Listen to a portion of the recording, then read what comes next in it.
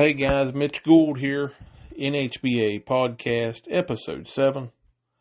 This podcast brought to you by our sponsor, Purina Pro Plan Dog Food. Find out what top nutrition can do for your hounds today. I'm just a long-haired clown, I've been searching for new ways I can get going.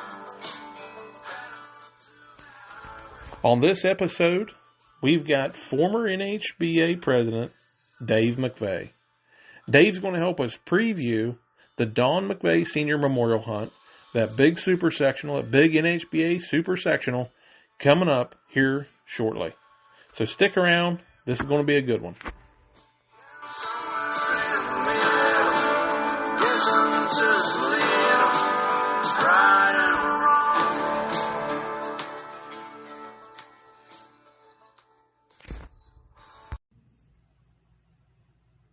Okay, guys, let's welcome Dave Mcvay onto the podcast. How are you this evening, Dave? I'm doing well, Mitch. Thank you. Awesome. I really appreciate you coming on. Excited to talk about the memorial, buddy. Well, we appreciate it. We're as excited as you are about getting it put on and getting it another great year. Absolutely. Dave, I want to just, a lot of our listeners are familiar with you, but there'll be some that maybe aren't. And I just want to, just kind of talk a little bit about you and your background. I want to mention, folks, before we get into previewing the Dave Mcvay Senior Memorial event. Dave is a Hall of Fame NHBA member, former Ohio field rep, has held multiple offices in Coshocton County Beagle Club, lifetime member of the NHBA. Dave was actually, folks, he was our former NHBA president for several years. I want to say 5 or 6 years, Dave. Is that right? 6. 6 years. And I want to we'll come back to that. And obviously, I want to talk a little bit about Sundown Beagles. Multiple world champion kennel handler here with us today. So, Dave, this 6 years you spent at the NHBA, it was some of the formative years of the organization. Anybody that was around at that time can remember that. And I've got in here just some neat footnotes for our listeners. This is when the NHBA scholarship was started, I believe. This is when we started to put Hall of Fame members into the NHBA Hall of Fame under your watch. So, Dave, what was it like? I know it was a lot of work, but just tell us a little bit about being president of the NHBA. And before you get started, obviously thank you for your time, that you served in that role for us. Well, thanks, Mitch. To be honest with you, it was a very rewarding 6 years. We watched NHBA grow within that time, and it's went leaps and bounds since then. So it was great.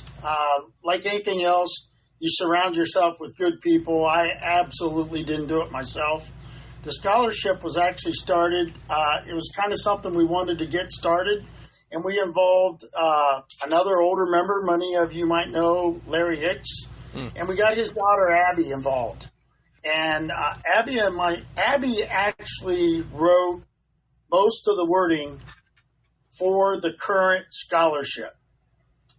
She sent it to me. We kind of worked out a few tweaks, but Abby's really the person that needs to be the credit for doing that write-up of the current scholarship. And so we started that scholarship, which we're extremely proud of, that it's just constantly grown. The other thing you mentioned is we started the adding people into the Hall of Fame. Yes. We just kind of felt like that was the highest honor a dog or a person could achieve. And back then, I know over the years I've had people call me and say, well, why did you do this or why did you do that? And one of the things we did is we said, once you made the Hall of Fame, you were in. It didn't matter if you went in as a breeder or a member. It didn't matter how you got there. You got in. Sure. So that's why you see people that maybe went in as a member early on that you think back and say, wow, why didn't they go in as a breeder? Well, the rules was we took one breeder and two members. Mm-hmm. So yeah. But we always emphasized that one was not greater than the other. Mm-hmm. That the honor was being in the Hall of Fame. Absolutely. So, Absolutely. What was the time frame? Well, I'm trying to remember, Dave, those 6 years that you were president. oh my, that would have been, I'm going to say maybe around the 2004, 5 time period, as I'm guessing. Okay. Boy, Mitch, you're asking me to think back a while. Yeah, I want to say you're right there, and I can remember some folks that really helped you out. I remember, of course, the late great Mike Ridenour.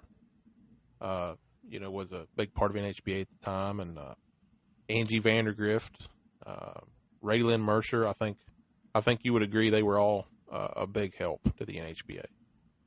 Yeah, back in the time, there was, like you said, we had a little hiccup in NHBA, and Todd Morgan was over United Kennel Club Hunting Beagle program, and he had reached out to me along with Denny Dugan, the current president at the time. And after several phone calls, they got me to agree to at least consider it. So then I reached out to Mike Ridenour. And my first call was actually to Angie Vandergrift. And, of course, if you know Angie like I do, and I know you do, Mitch, she was like, oh, heck no. I am done. I'm done. So after calling in a few favors, she agreed to come on for 1 year to help us establish, because let's face it, there's nobody knows any more about the history of NHBA than Angie Vandergrift. Right. And because she was one of the founders there that came in. Absolutely. So we was able to get Angie, and Mike Ridenour, as you said, was our treasurer. Angie was our secretary. And then we went out and got Bill McFarland, the late Bill McFarland, as our vice president. Mm-hmm. And from there, we assembled a board and really carried it on with that group. And Angie gave us that first year. And then after that, we were able to bring or talk Raylan Mercer into coming on and being our secretary then. And since then, there's been several people hold office, but that was a core group. And, when you're talking those kind of people, it made it really easy for me to kind of head it up and get going, because those people were great to work with. Absolutely. And those were some real formative years. Just to give our listeners some more history. Dave, I can remember, when NHBA, we first founded it, and I want to say, I believe it was 2000. Then you saw the NHBA Days event, came to fruition, which is one of our big fives, as everybody knows today. But at one time, we had it in Taylor County, West Virginia, 2002. And it wasn't shortly after that, Dave. It was in Ohio for some time, and you guys at that point decided, you know what, we're gonna move this thing around. People today know that NHBA Days, we kind of try to move it around the country, and that was one of the things that happened during your tenure. And if you could just give us a little background into that decision and some other things that during that time period. Sure. Well, we when we took this over, like you said, we started the scholarship. We did the Hall of Fame, switched some things up with that. And then we went and said, look, we can only be as strong as our members. So we had the foresight to say, if we stayed, and by this next statement, I can't say enough about Holmesville Conservation Club and Scott Fluhart and the way that he handled the NHBA Days for multiple years, even during some of those tough times, that Scott really was a godsend to NHBA. Mm-hmm. So it was not a super popular vote here in Ohio for me to push to take NHBA away from Ohio. But we really felt that if we were going to gain membership, we had to go on the road and take our show on the road, mm-hmm. and really preach what NHBA was and how it could help them and why they should be a member. So we went to Missouri. We went to several other states and took NHBA. We went to Michigan, Indiana, there was all kinds of states we went to, and our membership just kept growing. Yeah. And that was the basis behind that decision. I would love to have a chart to see how the membership grew during that time period, because I can remember it feeling stagnant, and all of a sudden it was growing and it was exciting. And I know that based around that time frame is when a lot of that started to happen. So Dave, let's just kind of, as most people would know, I want to kind of move into this next section a little bit. Obviously, you was a very successful. I know you always give your brother Donnie the credit for the breeding part, but very successful handler trainer at Sundown Biggles. So I want to give some people might not know just a little bit of history, about your time in Biggles. And by the way, I tell people all the time, there's no way possible that Dave Mcvay can stay away from Biggles forever. He's got to have a Biggle at his house before long. It can't last. But that's a topic for another day, I guess. Thanks. But just in full transparency, obviously Dave and I have known each other a long time. Dave, I can remember first cast. It might have been your first year really competing hardcore, and I met you in a cast at I don't know if you remember it or not. It was at Taylor County Biggle Club up there on the hill, and I want to say it was a state hunt or it was a bigger event. And you were running a little puppy female. And I remember you saying, I can't remember if you said it was her first hunt or it was one of her first hunts. And you were just hoping you were excited and you were hoping she did well. And she ended up winning the cast that day, and her name was Sundown Tess. And I don't know if you remember that cast or not, but obviously. I actually do, Mitch. Yep. We was over at I called that spot the horse farm. And it's funny, I can remember a lot about that cast. And I remember I told you, so that little dog was going to do well. And for once, I guess I was a prophet on that one. But so just tell us a little bit about your history with Biggles, Dave, and maybe some things people may not know about Sundown Biggles and that sort of thing. Okay, well, Sundown Biggles actually started out as Sundown Kennels. My dad was real big in coonhounds.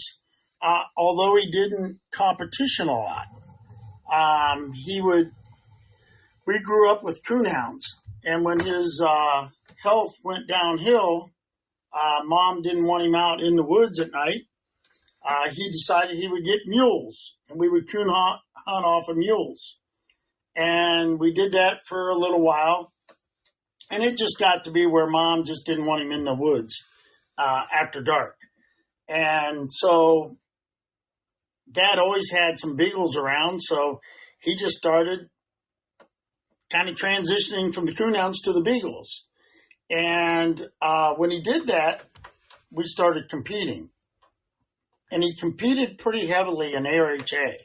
Okay. And so, of course, my brother Dick was competing back then. And my brother Donnie and Dad were really close. And Donnie started competing with Dad. And I'd go to a few hunts with him. I was kind of involved in some sports and whatnot.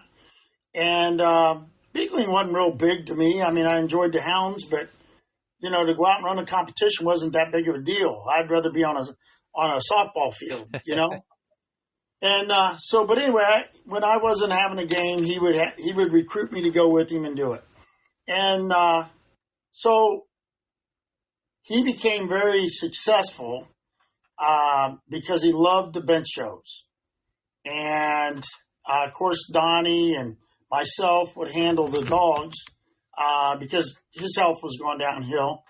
But my dad was somebody that really never sat alone, as you well know, Mitch. Mm-hmm.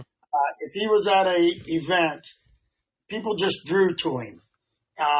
And he was just one of those type of guys. And I know a lot of the guys know Dale Pruney, and they know Coy Stacy and the Mike Ridenauer. Those guys, along with my dad, was all in the same mold. Yeah. You never caught those guys sitting in a corner by themselves. Very true. And with reason. So I tell you that because Sundown Beagles transformed when my father passed, and I got really involved in the kennel part of it with Donnie, that I told him, I said, well, Sundown Kennels really doesn't say who we are. So we transitioned to Sundown Beagles. And that's how Sundown came about, is because we hunted coon dogs and we went out at sundown. And so that's how the Sundown name actually started. Gotcha. And, I want to say, so that was early 2000s, Dave, when you started competing? Yeah, actually, I started late 2000. And it started all because of that pup you talked about. My son went to my dad down to our farm and spent a week during the summer. And he worked Tess in the rabbit pen and got her started and so forth. And he'd come home saying, Grandpa gave me a dog. And of course, I'm telling him, no, we're not getting another dog. And, well, long story short, we ended up with Sundown Tess. And my son, Jay, actually, he was like 8 at the time. And he actually named Tess. So yeah. Gotcha. Yeah, if I seen Jay today, I'd probably really feel old, wouldn't I? Yeah, he makes me feel old. Well, he's got to be in his 20s now, right? Oh, yeah. Yeah. Jeez, where's Tom went? Yeah, he's doing well, and yeah, he reminisces about those days quite often. Yeah. And just for our listeners to know, Sundown Tess, Sundown Willie Brown, and Gage 8. Is that right, Dave? The 3 when I said multi-world champion there early on, that would be the dogs I was referencing. Those of you may have seen that name or heard that name thrown around on some different podcast episodes, or anytime we've talked UKC history, Dave, they may have heard those names. So, all right. Well, there's some history, folks. A little bit going back here, making me and Dave feel old. So, Dave, let's just get us up to speed here. What you're involved in now, and obviously Purina being such a big part of the NHBA. Just tell us a little bit about what you're into these days. Okay, well, I've transitioned. I had a super good run. Very blessed with dogs, as you said earlier. Thanks to my brother Donnie, he was the mastermind behind our kennel. I just got to be. I tell people all the time, we were like a NASCAR team. He got the car ready. I just got to drive it. And so I was honored to, get put behind a lot of nice hounds. And a lot of them were due to Donnie. And I would like to think that it's because of we were so blessed and fortunate. Because as you know, it's not, you got to have a little luck along the way. Oh, sure. Sure. You got to have a good dog, but you got to have a little luck. And so we were fortunate that Purina was in the need of a field rep, and they had reached out and asked me if I would be interested. And so I thought I would try it, and here we are. I believe it's 7 or 8 years later. I'm still with Purina. And part of one of the things that we do as field consultants is we try not to compete. We're there to represent Purina. Mm-hmm. And in no way do we want a negative light in any way of an issue in the field or anything of that nature. So I felt to do it and do it right, that we would, I would not compete dogs at a Purina sponsored event. Okay. And but like you said earlier, Mitch, I can't get it out of my blood. I still go quite often. We take a couple hunting trips a year with the hounds, with buddies that's got hounds. Mm-hmm. And, we'll never get completely away from it. Right. But so I am a Purina consultant. I'm predominantly over on the Coonhound side, but I do get to go to some of the Beagle events. And NHBA Days is always one that I'm fortunate enough to get to go to every year. Mm-hmm. Well, and you've been give yourself some credit too, Dave. Working with Purina, you've been a huge help to, not just my club, but a lot of clubs and in support. Like our listeners heard me talk about the Eliminator, and I had such a good time having you down and everything you did for that event. And so, I mean, I guess, at least it keeps you involved with the hounds, but I'm telling you, at some point, you're going to be handling a dog. It can't be too far in the future, I don't think. Well, it is a bug that you can't get rid of. Put you on the spot there, didn't I? Yes, you did. And my brother Donnie is ready.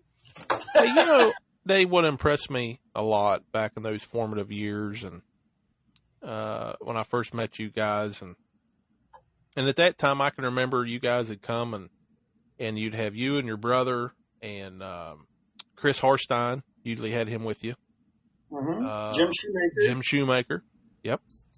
And one thing you mentioned Donnie, would build the race car and whatnot, and what I always remember is you guys were a real team, and I've had people ask me over the years, if you're going to have kennel partners, how do you guys make that work? I can't tell you how many times I've been asked that question. And the one thing that always resonates, and this is something I always noticed with you and your brother, there was no jealousy there between you guys. You guys were a real team, and I always remember that. Well, Donnie not only being my brother, Donnie's like my best friend. And we always had, don't get me wrong, we just never let anybody see, if we had a discrepancy. It's never done at a hunt. Sure. And, we maintain that composure, but I think a lot of it has to just do with respect. Yeah. And I was told a long time ago, in order to have a successful tribe, you can only have one chief. And Donnie allowed us to have our input. But if you were to talk to Chris and Jim, they would tell you in a heartbeat back in those days, Donnie controlled it. Jim would bring his female in heat and say, okay, Donnie, who are we breeding to? Right. And there was never, well, no, I don't want that. Mm-hmm. Never, ever was that happening. And so, I think that had a lot to do with it. And we did. I mean, if something happened at a hunt that we didn't really care for, mm-hmm. we would get in our truck and we'd complain to each other going home. Right. We never tried to do it at an event. Because, you only have one chance to make a good impression. And, you don't want to ruin it by something that you can't take back. That's right. That's right. And, I so many good memories I have with you guys, Dave, is when we were all competing in the points race back then. Today, we're going to talk about the Mcvay the Memorial here in a minute and how that's an NHBA super sectional. But back then, folks, for our listeners, the primary points race in the early 2000s was what was called the Challenge Series. And we had some great times, Dave. We would always see each other at the hunt, whether it be the Virginia State Hunt or PA State Hunt or whatever, and, go out to eat and bust each other's chops a little bit. And just a lot of good memories from back then. We were friends. I tell people all the time that we were fierce competitors. Mm-hmm. All of us were. All of us went to try to win. Mm-hmm. I mean, that's what we were running for. But we were constantly on the road going there saying, hey, what time are you going to be in? You want to meet up for dinner? Or, hey, where are you staying so we can BS after the hunt?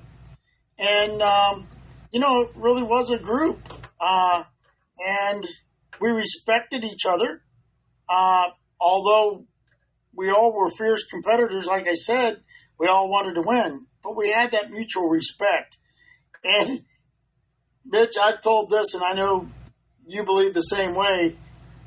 you show up at the local hunt, you had the bullseye on you. You drive all the way to Virginia. Them Virginia boys were waiting on you. And they had their best dogs because they wanted to see how they stacked up against this high-powered dog that's coming to town. And when we pulled in, it was a challenge. And so it was a lot of fun, too, and very rewarding because of the challenge it did create. Yeah, I tell people, if you're in a time in your life where you have the time to run a points race, you'll meet a lot of people that you may even meet some people, lifelong friends, and and none of us ever won enough to pay for our expenses. No. No. That's not why you did it. Nope. It was a challenge to try to see what your dog was made of, And when I encourage people to get out and participate in the sectional races, that's what I tell them, Go each weekend to these other areas and see how your dog stacks up. It's a great, as you said, it's a great challenge to see what a dog can do away from home, different terrain, different times of year, and against that area's best dogs. I mean, you go to, the Pennsylvania State Hunt, you're going to run against Pennsylvania's best dogs available. And, I was just thinking of that when I was preparing for this segment and those memories we had with Threat and Kita. It seemed like you knew we were going to have them two were going to go to war about every weekend during that point race. Many times, one of the best casts I've ever been on was a cast with Kita, Izzy, Jason Vandergrift's Izzy dog, and Threat. Oh yeah, that's exactly what cast you mean. Definitely in my top 5 all-time casts. Mm-hmm. And Kita came out the winner, which rightfully so. And but Mitch, we scored 900 points that day, and we weren't short circling anything. No. And we missed I don't know how many lines because them dogs were just in tune. They were. And what I remember most about that 15 cast, minutes ago, there was only 45 points separating us. There was. And I'll tell you something I remember about that cast, Dave, and just for our listeners, this would have been like 2007, I want to say, is we didn't hardly have any checks on that scorecard. I mean, they just were locked on and just some memorable races on how a rabbit's supposed to be ran. Yeah, that was, and I think all three of us have said as we've gotten older and whatnot, that, wow. Yeah. Those are just the casts that you remember. Oh, yeah. We could have shot a lot of rabbits out in front of those 3 dogs. Yeah, we could have cleaned that spot out for sure that day. And so people know the dogs Dave's referring to, guys, White River Isabel, who one of my all-time favorites, Jason Vandergrift, that was his female. Sundown Triple Threat was a dog that Dave won a lot with in that time period, all-age male winner that year. And then Heat 'em Up Kita would have been the third dog he was talking about there. Yeah, that was, I believe those 3, I believe all 3 are in the Hall of Fame, I think. So I believe so. So, I mean, that was pretty unusual cast, and that year to have all of them competing for a Hound of the Year at the same time, that was pretty special. Yeah, it was. Mm-hmm. And, all right. We never drew each other together. Very seldom did we ever draw all 3 of them together. I know. That was a special hunt, and the worst part was only the 3 of us got to witness it. Yeah, I don't even think we had a spectator. We did not. I don't believe. And had a great time. And that would have been in the Grands. And I want to say, Dave, I can't remember what that hunt was. It was a challenge series. It was out at the fairgrounds in West Virginia. Was that what they used to call the Mountaineer Classic? It wasn't up on the hill. It was north. I think that was the old Mountaineer Classic that Manning used to have. Yes, it was. Which is now, this is an interesting little footnote here, with the Del Preny Memorial also right around the corner. The Mountaineer Classic that Dave and I are talking about, that is now the Del Preny Memorial. They just, when Dale had passed, they decided they wanted to honor Dale with a hunt, so they took the Mountaineer Classic and turned it into that. So We're just getting all kinds of good stuff today. Some good history here. And speaking of history, Dave, let's get into this. Let's get into the reason we're on here, and that is to preview this year's 2023 Don McVay Senior Memorial Event. So, Dave, is this the 20th year anniversary for this event? It's actually the 20th year, but it's actually the 19th event. Okay. We did skip a year there for COVID. That's right. Because of restrictions wouldn't allow us to meet at the fairgrounds. So we did skip a year there with COVID. Okay. And I was thinking, how do I introduce this segment? You know, we're talking about a hunt here, folks, that year in and year out is typically the biggest event, if not maybe national this year might have been more entries. But, we're talking over 400 entries last year. And how do I introduce this event or this segment, Dave? So I'm just going to ask you, I'm going to put it on you. I'm going to put it all on your shoulders when I ask you this. How do I describe to people, what is the memorial? Just tell me, what is it in your words? Because to me, it's more than just a typical Bickle hunt. You agree? Well, I'd like to think so. Yes. A few years ago, I used social media and I asked people to describe the memorial with one word. And what resonated was reunion. Oh, okay. Yeah. We'd like to think that we've built the memorial into being a family event. It's one of the few events that holds the crowds till at least Saturday night because of that raffle. So many of our events, you lose, you go home. Mm-hmm. This is an event that you can come, and if you don't do well and win at the raffle, you go home a winner. Yeah. And so we see a lot of families, a lot of kids. And so I guess that's the part that we enjoy the most, is that it's one of those big 5 hunts that that allows it to be a reunion and bring everybody back together. Mm-hmm. Yeah, I like that word, Dave. That's probably the best I've heard a way to describe it. And we look at it differently. Myself and our kennel. I mean, I'm going to pack the Derek's taking the camper. I'm going to pack the grill. I mean, it's a big get together. I mean, obviously you go there and you want to win. Everybody does, but sure. Between the raffle and you're seeing so many people there that that come out for this event, it definitely has a different feel. And reunion is a pretty appropriate word, I would say. So obviously, guys, this event is the memorialization of Dave's father. Dave, let's get the boring stuff out of the way here real quick. Just give us the dates, location, and some of that kind of stuff here. The location is going to be the Coshocton County Fairgrounds. The dates, I believe, is September 7th through the 11th, I believe. Mm-hmm.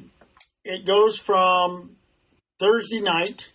We'll have a round Thursday afternoon so that everybody has a chance to get off work and then come out to the fairgrounds and participate. We'll have an evening round Thursday afternoon. We'll have another round Friday morning, around Friday afternoon or evening. Friday we will have the Beagle Bench Show in the afternoon. Saturday we'll have another round A. Saturday afternoon we'll have a Coonhound Bench Show.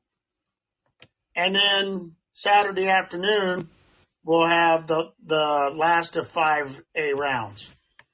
So you'll have 5 chances to qualify for the world if you haven't qualified. We will then take the top 16 hounds we'll take all 5 first round. If you're the high scoring dog in those 5 rounds, you automatically advance. And then from there, we'll take the most overall cast winners. And then And then from there, we'll start filling in the field to get the top 16.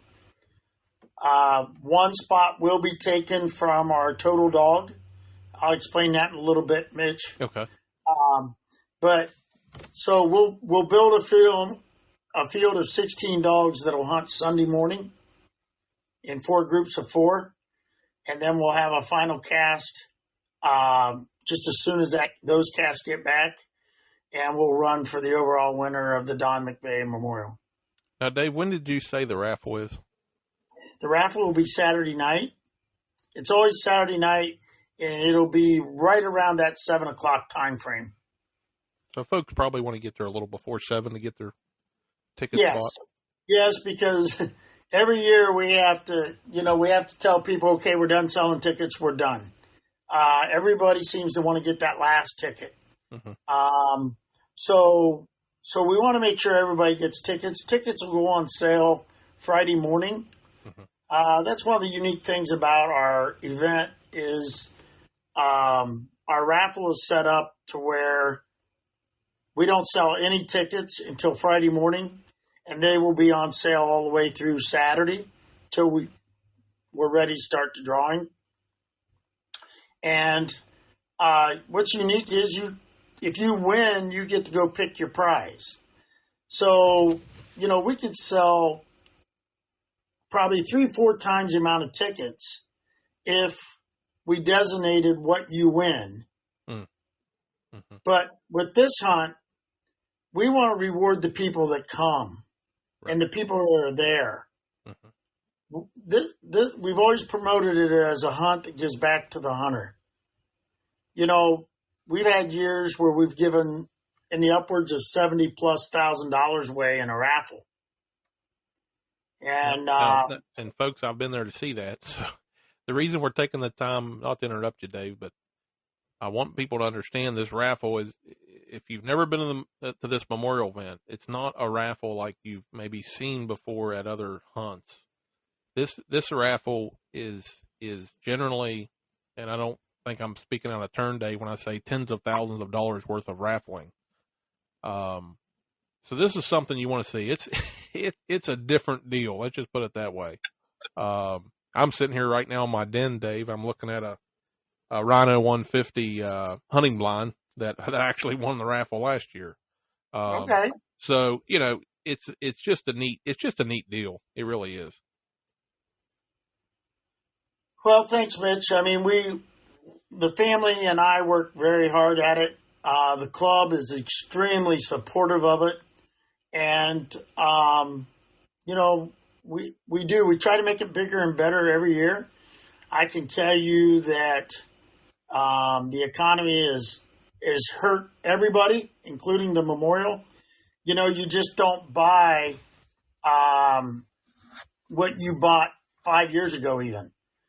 Just the money just don't go as far. Mm-hmm. And right. So we try to hustle.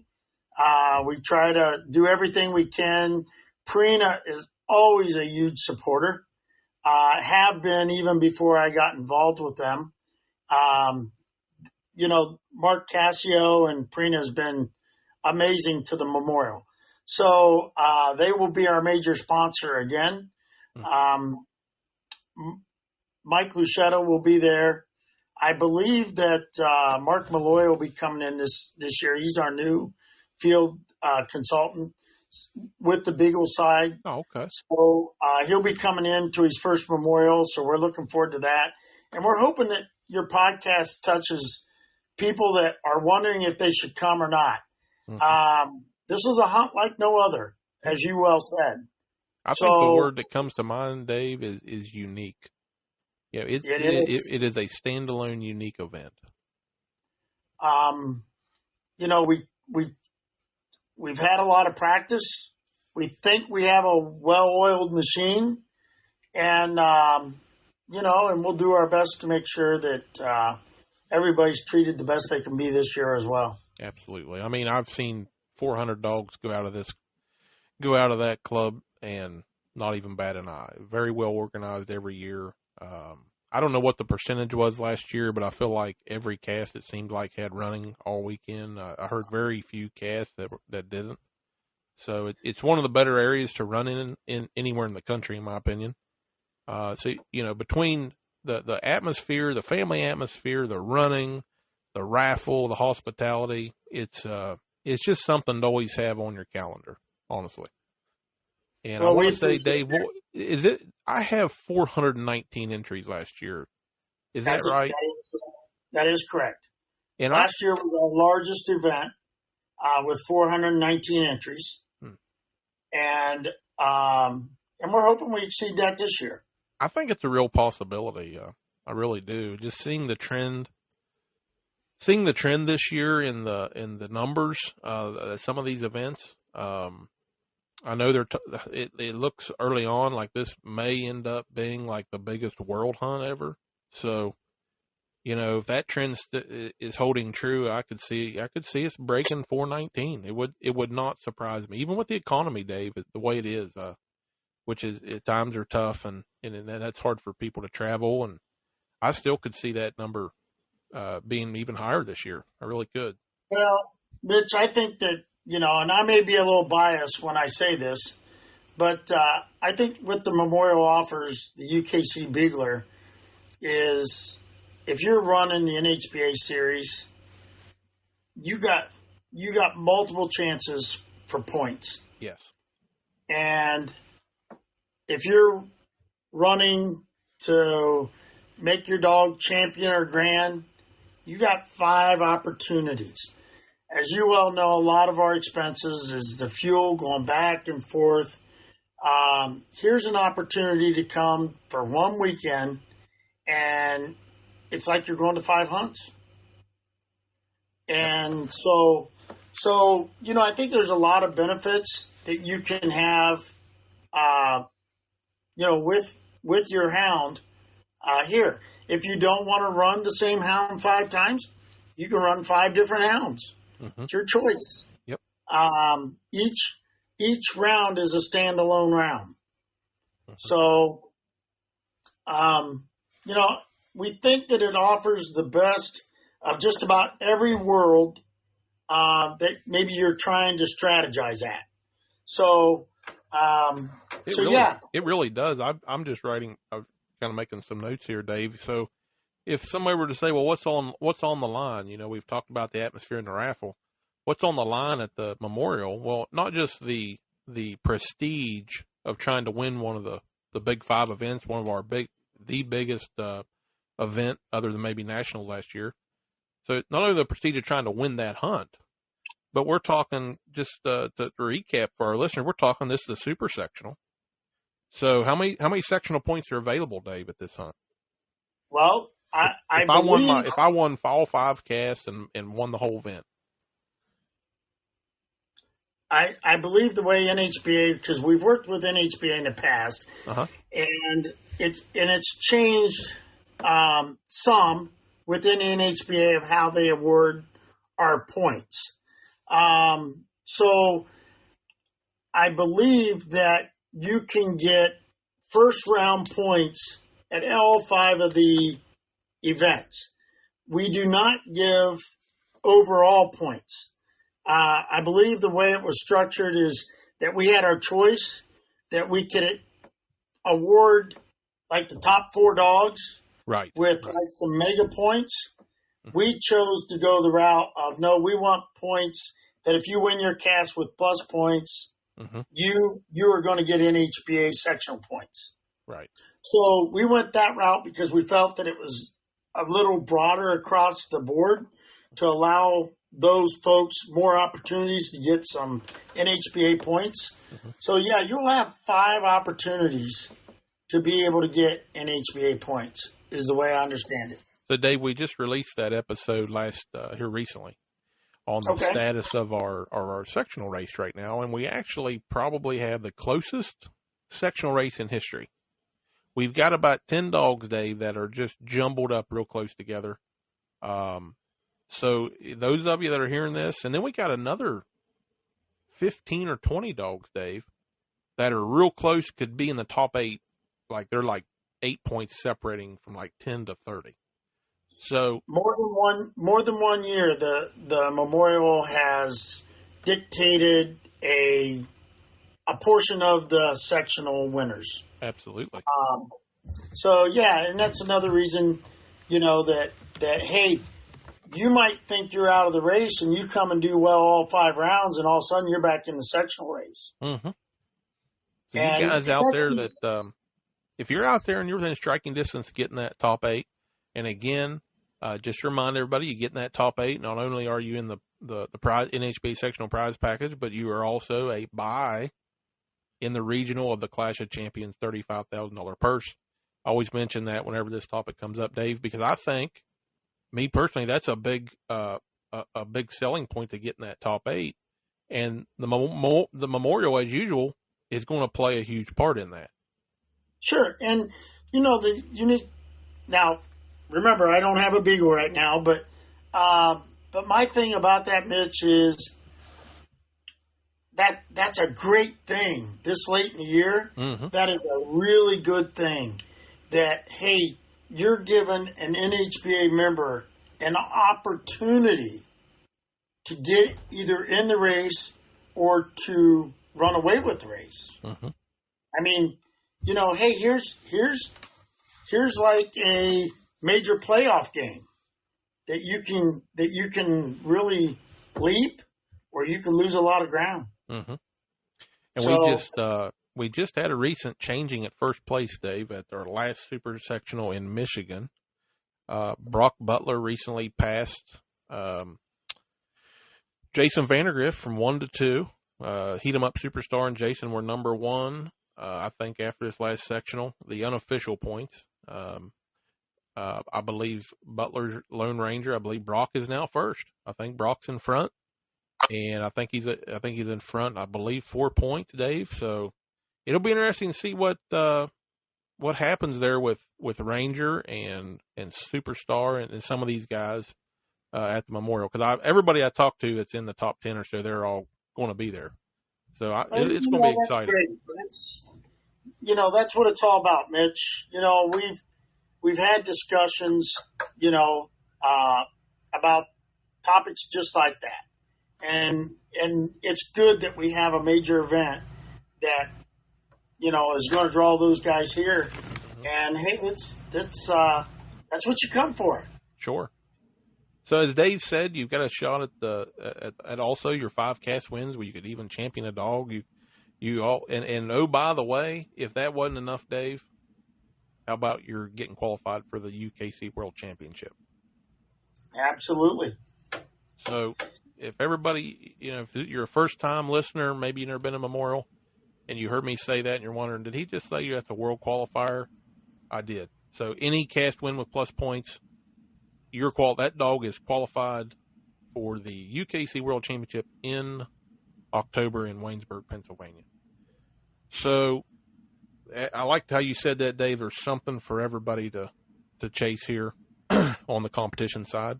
Now, you mentioned, Dave, total dog. Do you want to kind of explain to everybody what that meant in the top 16 there on Sunday? Yeah, my dad always believed in it didn't cost any more to feed a good-looking dog as it did a non-good-looking dog. So he was always big in the show, and he believed in the total dog. And one of the slogans at Sundown Beagles was breeding with the total dog in mind. So with that said, we made the Memorial.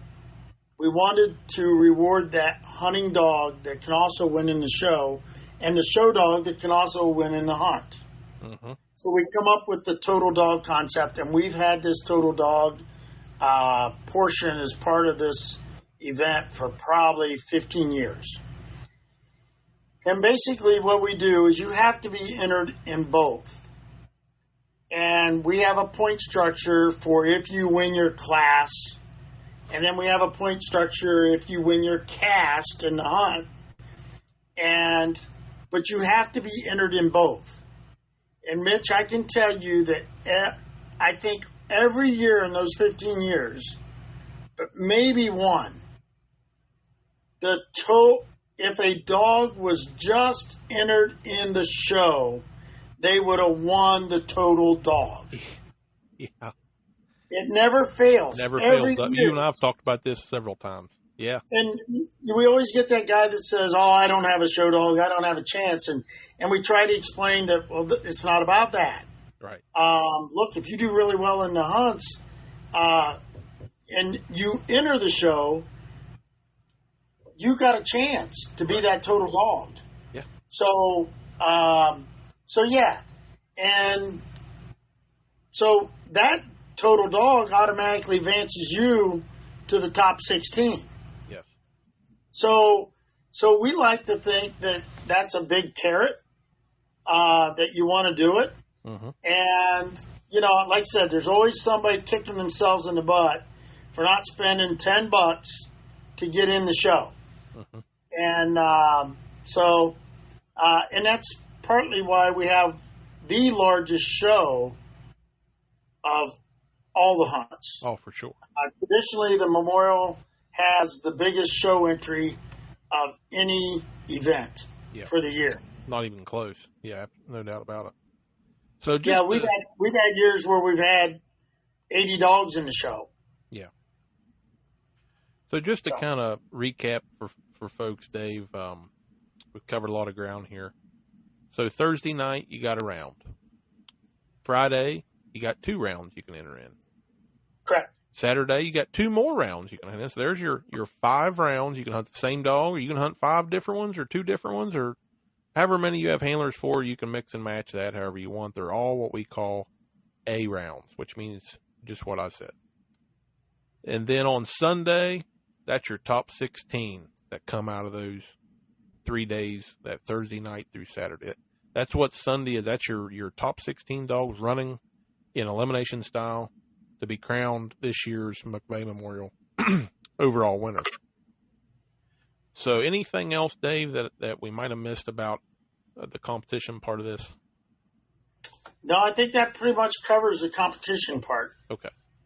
All right. So just some fun stuff here, Dave, some nuggets that our listeners might enjoy. So let's talk some firsts. The Memorial has traditionally been an innovative hunt. It's been the first for a few different things. I'll let you go ahead and just tell them some things. Some of the new guys may not know some of the things that they enjoy today. It was first done at the Memorial. Well, yeah, I guess some of that, I have to take credit for. And some people might say, okay, you're the one that caused that.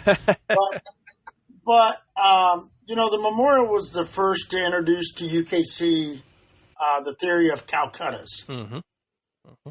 And when we met with United Kennel Club, and as you know, the Memorial went to PKC for a couple of years, and now we're pretty much mainstaying with United Kennel Club in the post registry of the Memorial.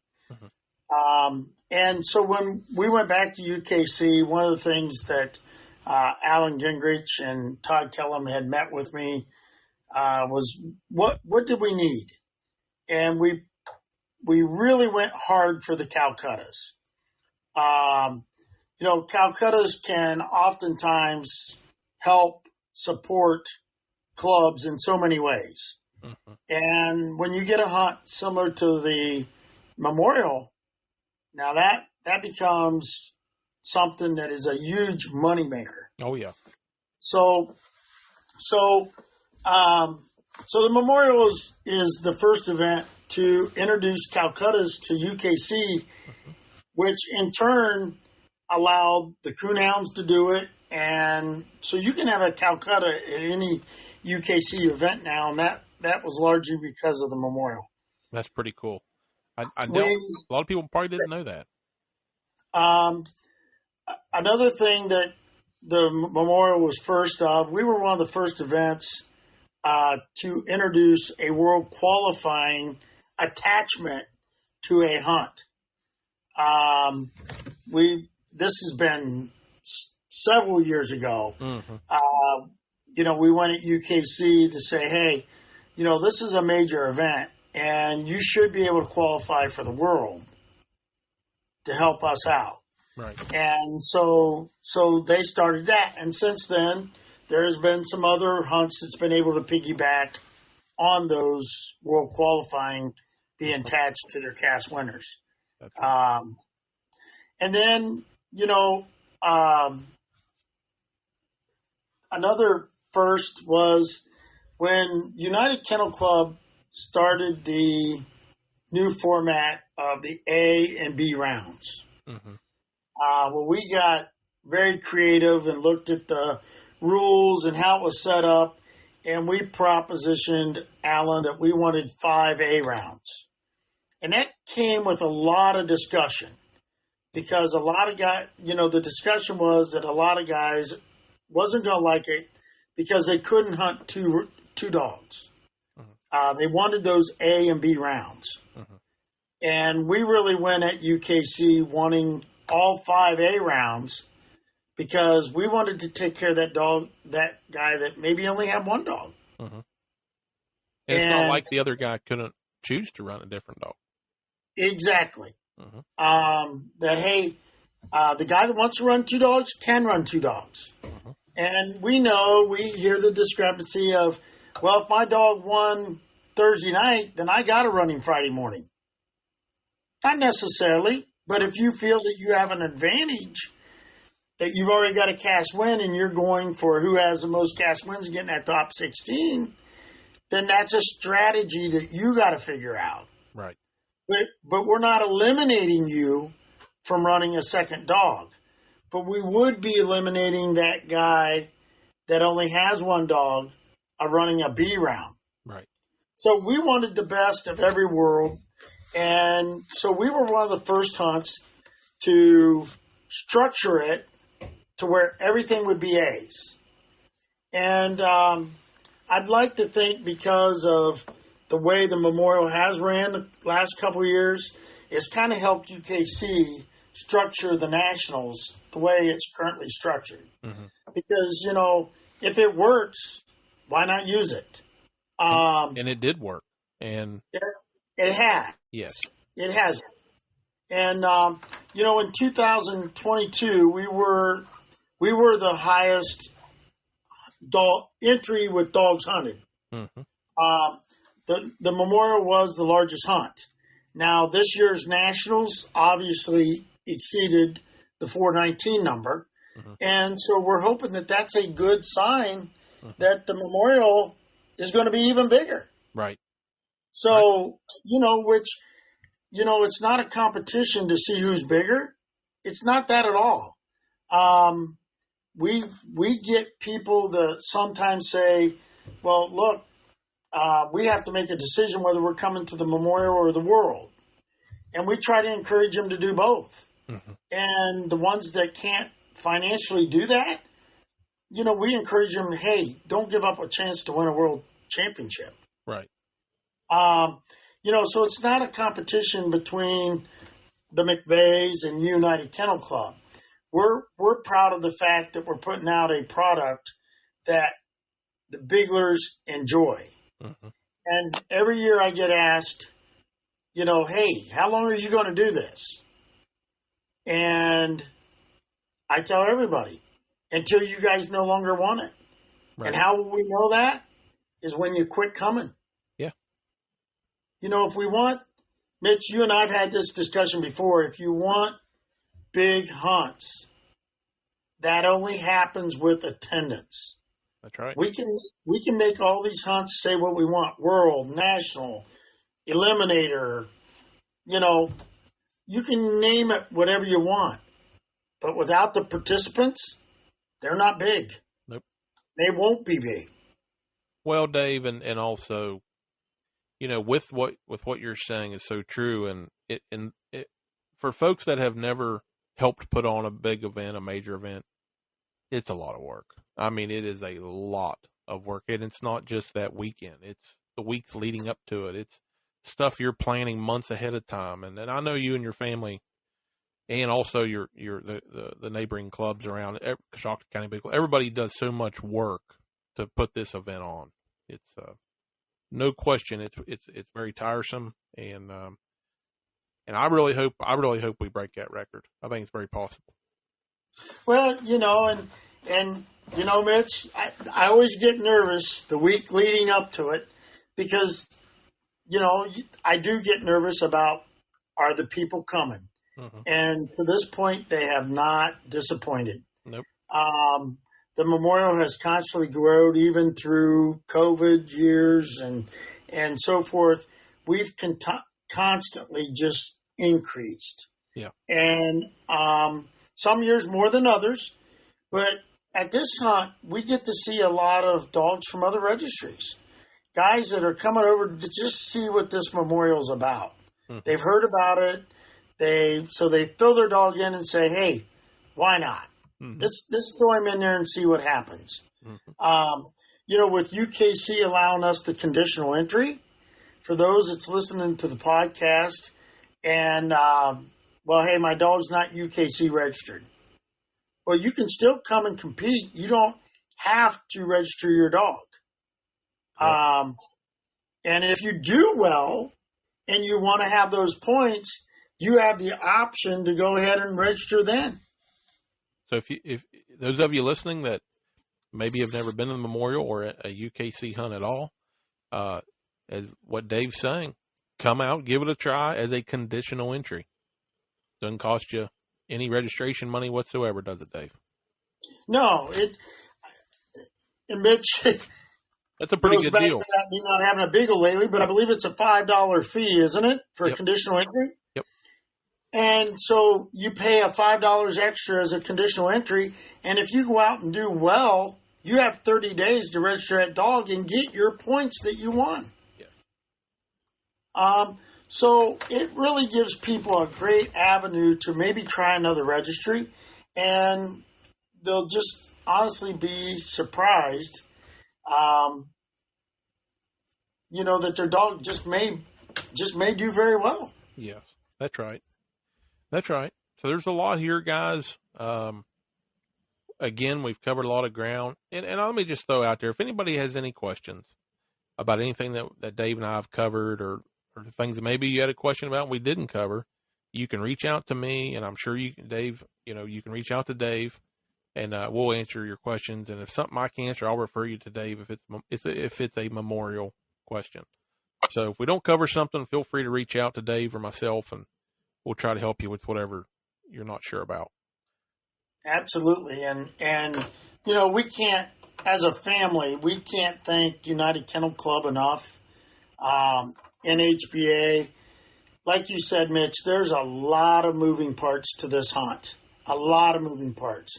And there's something for you to be doing. There's something going on all throughout the day, Saturday or Friday and Saturday. It's a busy part. Mm-hmm. So we've been busy getting the stuff for the raffles, you know, making sure that we got things going. You know, I really look forward to seeing a lot of people, seeing a lot of old friends, and hopefully we can treat you in so many ways you'll have to like one. That's right. That's right, Dave. Very good. Very good. All right. Dave, anything else you want to? I think we've covered the raffle. We've covered how the format will work for this year's event. Dates, location, we've covered that. Anything else you can think of that we need to get in here pertaining to the memorial? Well, yeah, I want to touch on maybe just a little bit of history, Mitch. Yeah, please do. Please do. The memorial was started in 2003, and it was started by my brother Dick and some club members. Danny Thornsley was really big in it, and Roy Passmore and several others in the club. And it really started out, our raffle was just them going to some local businesses, getting a hat or getting a gift certificate or whatever to give away just as some prizes and whatnot. I believe that we had right around 70 dogs for that first memorial event. And that was a non-sanctioned hunt, something Coshocton County Beagle Club that we wanted to do just in Dad's memory when he had passed. He had passed away in 2001. Mm-hmm. So anyway, the hunt actually was held earlier in the year then. As it went the next 2 or 3 years, it got to the point where those guys were getting really taxied about getting donations and so forth. And they had brought it up that, look, they're tired. Mm-hmm. And so that's when I took over, and the family kind of took it and went with it. And then it just kind of started building even bigger. And then as we went, we started to say, look, this hunt is big enough that we need it to stand alone. So we actually have, the memorial has its own UKC number. It's not considered one of Coshocton's hunts. It is a standalone number with United Kennel Club and its own hunt. But Coshocton County Beagle Club has always been the host club. They have lended financially anything we needed. They have been super good to work with. And, you know, every bit of this money goes right back into the next year's hunt. Mm-hmm. So we work hard at it. We look forward to it. We really do. Dave, what's just a question. What's maybe a memory you have that's your favorite memorial memory? Something that you're most proud of, or something that's your most your favorite memory of the memorial? Well, I guess and this is going to sound really cliche, but my favorite memory probably hasn't happened yet. Okay. And the reason I say that is because I get the enjoyment every year. My mother is 84 years old, and I get the enjoyment of seeing my mother thanking all these people. And I know that probably 80% of them never even knew my father. Mm-hmm. But the ones that did, they know how special this is to my mother. Yeah. So I appreciate when I see that, makes it so rewarding for all the rest of us. And so that is probably the favorite part that I see year to year. Mm-hmm. Probably the one thing that I will say that is a memory that constantly comes up. We did at our raffle, when we pull out the first ticket, you get the right to go get whatever you want. Well, I had this bright idea a few years back that I was going to buy 5 64-gun safes. And we loaded one up with $2,000 worth of guns. One of them had a Garmin unit in it. And then one of them had, I think, a gift certificate or something in it. Mm-hmm. And then the other 2 were just 64 gun safes. So, I mean, to win a safe was big. Oh, yeah. So we did this thing where I threw the envelopes out in the crowd and they handed them all up. And then we stuck these envelopes on the safes, not knowing, that way nobody knew which envelope had what. And we pulled out that first ticket, and it happened to be Jason Mercer. Mm-hmm. And he'd come up and we offered him, do you want to gamble on one of the safes, or do you want to go back to the tent? And lo and behold, he picked the safe with the $2,000 worth of guns in it. And so I was happy for Jason, you know. But after the event, somebody come up to me and they said, you know, Dave, that was kind of bad, because if you get that first ticket out, you're entitled to the most expensive gift. And I would have been upset had I got that ticket and I wouldn't have got the safe with the guns. We played it off that we wanted to have like a let's make a deal type thing, and it would be fun. And it really set us back to say, whew, that worked, but that could have got ugly. Yeah. And because that is the way our memorial works. your ticket comes out, you have the right to pick whatever's there. Right. So this year we are working very hard to have a side-by-side is going to be the top prize in that raffle. And somebody's going to win close to $10,000 side-by-side on a $1 ticket. Whoa. Now, you didn't tell me that before we started, so this is new to me too, folks. Now, say that again, Dave. So we are working really hard. It hasn't finalized yet, but we are working at it, that we are going to have a side-by-side available in the raffle. Nice. Wow. So somebody's going to walk away with that side-by-side with a $1 ticket. $1 ticket.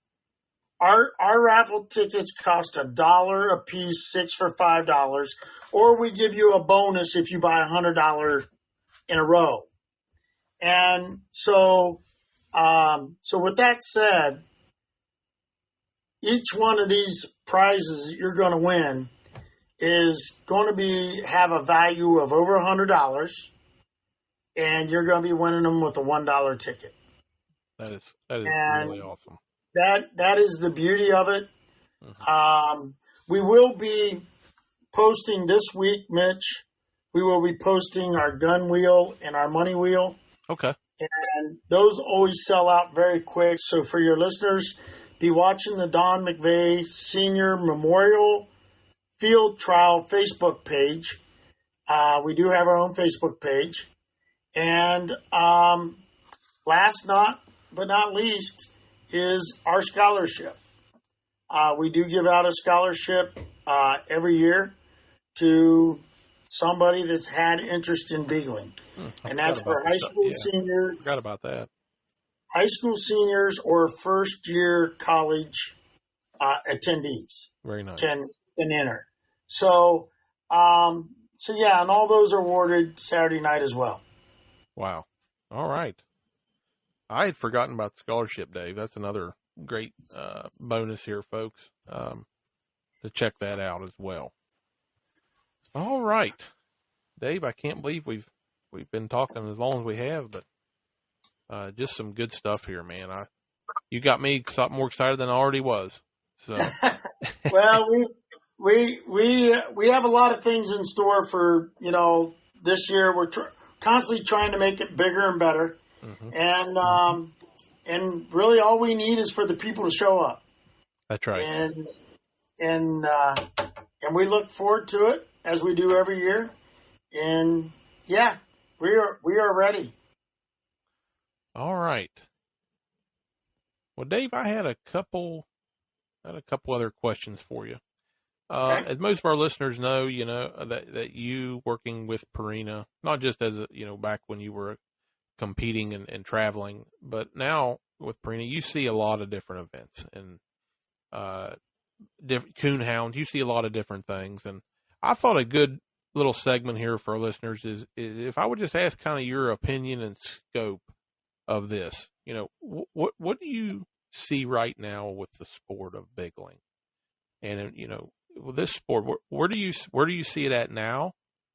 Maybe as compared to in the past, and where do you see it headed? What's your take?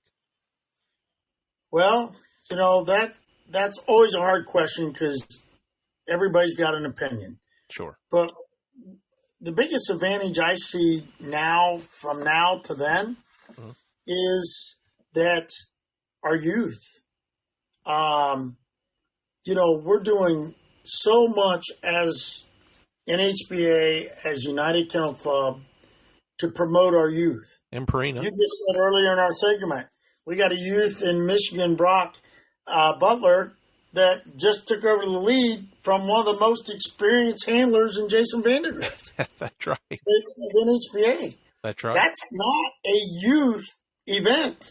Right. This is a youth that's competing with the big boys. Yep. And I can guarantee you when Jason Vandergrift hears this that he's not going to take it easy on Brock. He wants to win this as much as anybody else. And you know what? Knowing Brock and Nate, they don't want it handed to them. Oh, no.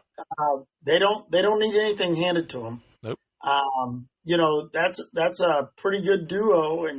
And so, yeah, the youth is what I see that we concentrate so much on. Mm-hmm. And I think that's awesome because that's where our future's at.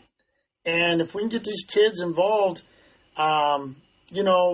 everybody is facing it. The negative parts I see is, we're constantly losing hunting ground. Yeah. And we're losing senior members. Mm-hmm. We have members that have dogs, but they've lost that passion to compete. And doesn't mean they're not bigling, but they just lost some of that compassion to compete. And so, and I hear it from so many organizations and so many clubs about hunting grounds.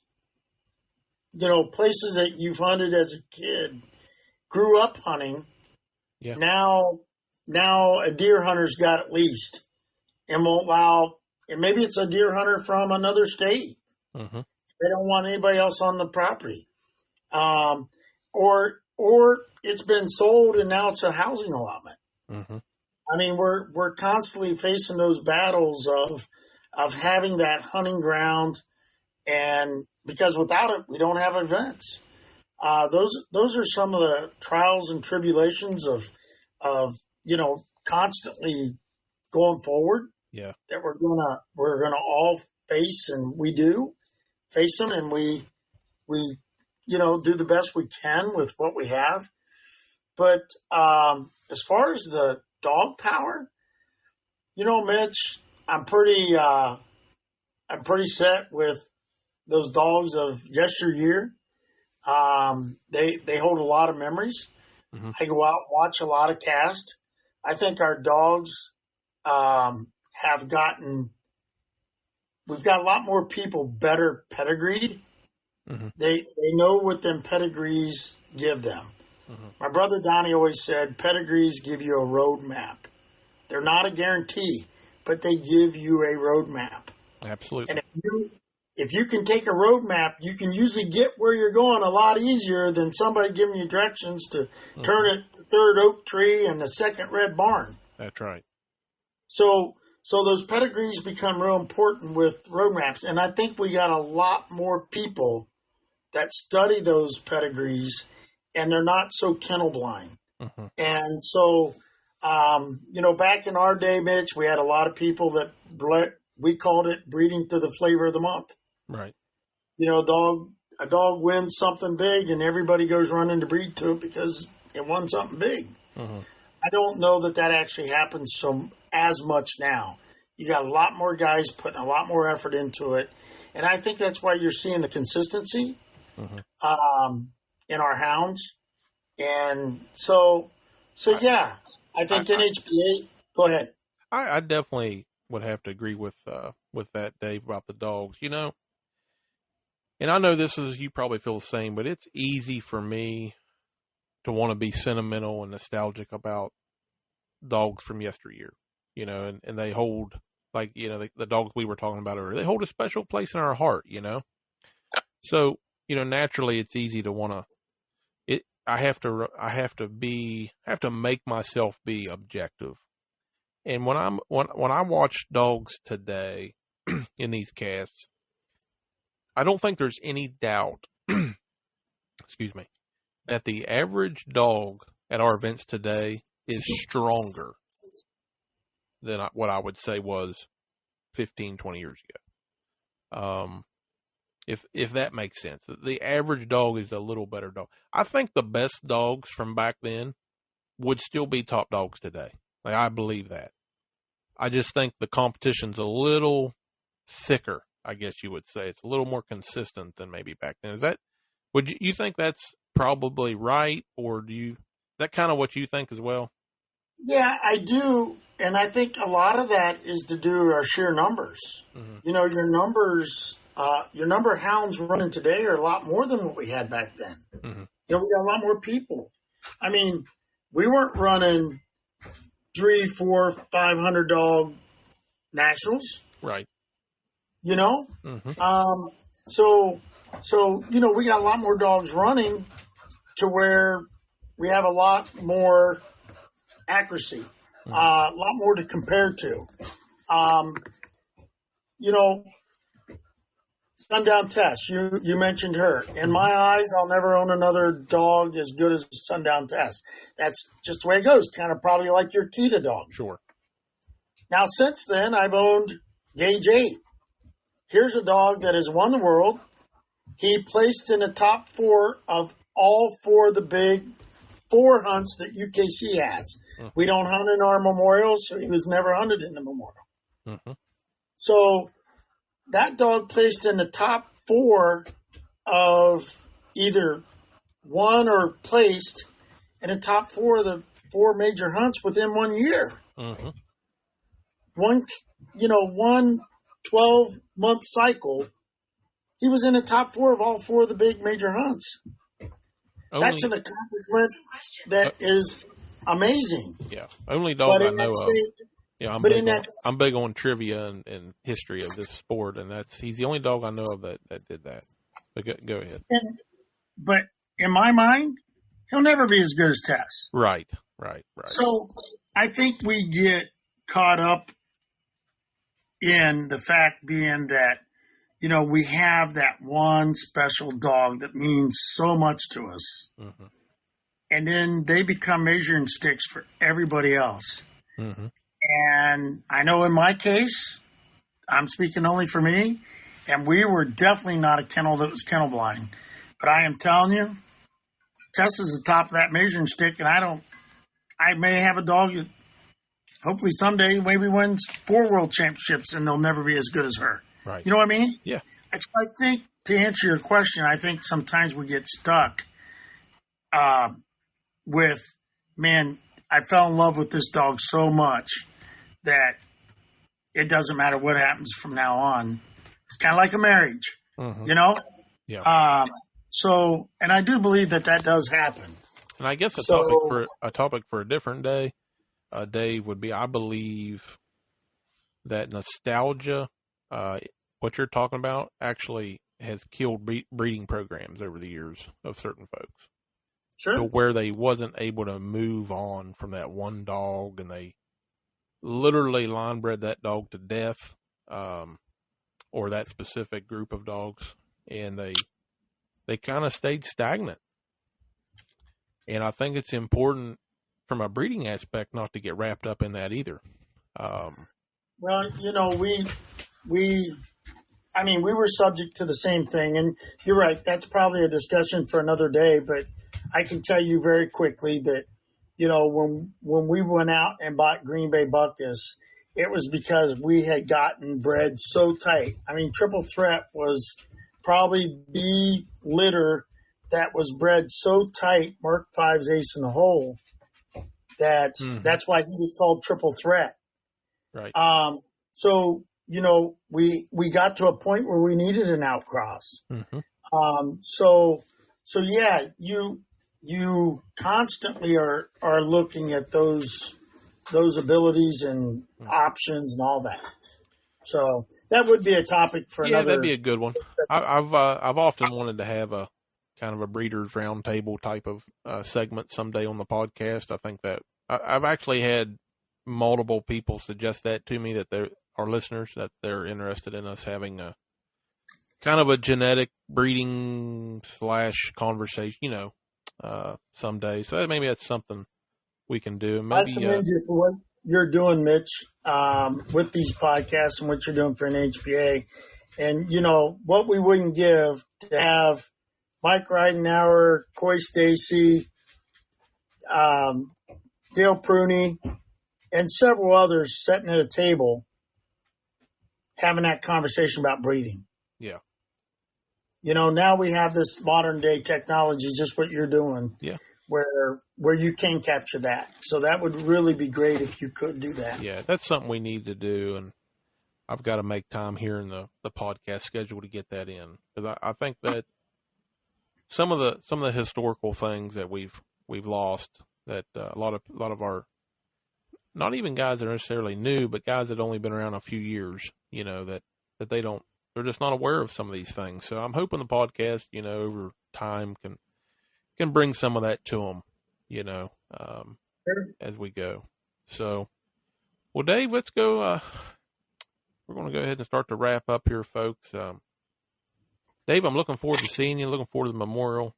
On behalf of NHBA and for me personally, just want to thank you for coming on the podcast. Appreciate everything you've done and continue to do for the NHBA and of course the memorial. So I really appreciate it, Dave. And again, folks, reach out to Dave. You can go on the Don McVay Senior Memorial Facebook page. As Dave said, he's gonna have that the wheel posted. You're going to want to get into that. Go ahead and what do you call that, Dave? I don't want to get the terminology wrong. We have a gun wheel where we have 70 or 25 guns that we will give away, and we will spin that wheel like every 10 minutes throughout the day on Saturday. Yeah. And determine the winners. I apologize. We do that on Friday. The gun wheel's on Friday, the money wheel's on Saturday. Gotcha. And so there's only 75 tickets that you can get. They're $100 a ticket. And we'll be giving 25 guns away on that gun wheel Friday. Mm-hmm. And then on Saturday, we will do the money wheel, where those are also $100 tickets. And we will give away $500 every half hour from noon till 6 o'clock. And let me correct myself. The top of the hour, we give away $500. Mm-hmm. At 15 minutes after, at the bottom of the hour, and at 15 minutes till, we will give away $100 worth of tickets for the raffle. Mm-hmm. So you have 24 chances to win on the money wheel.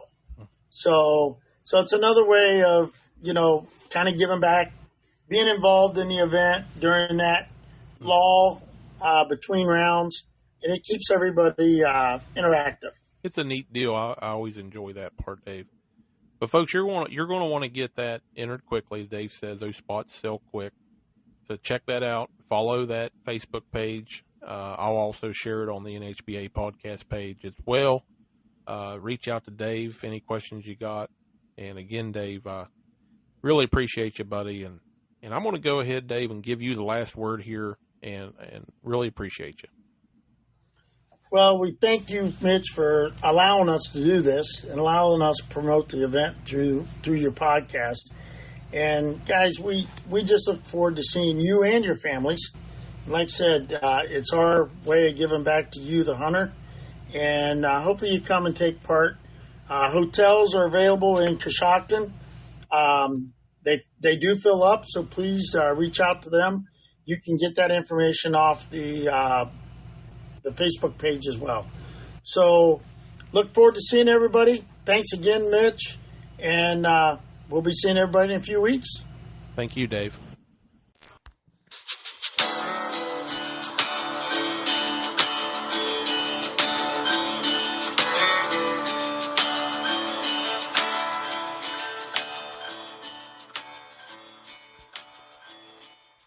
Well, folks, that's going to wrap up episode 7. I want to thank you all for listening. Hope you all enjoyed that.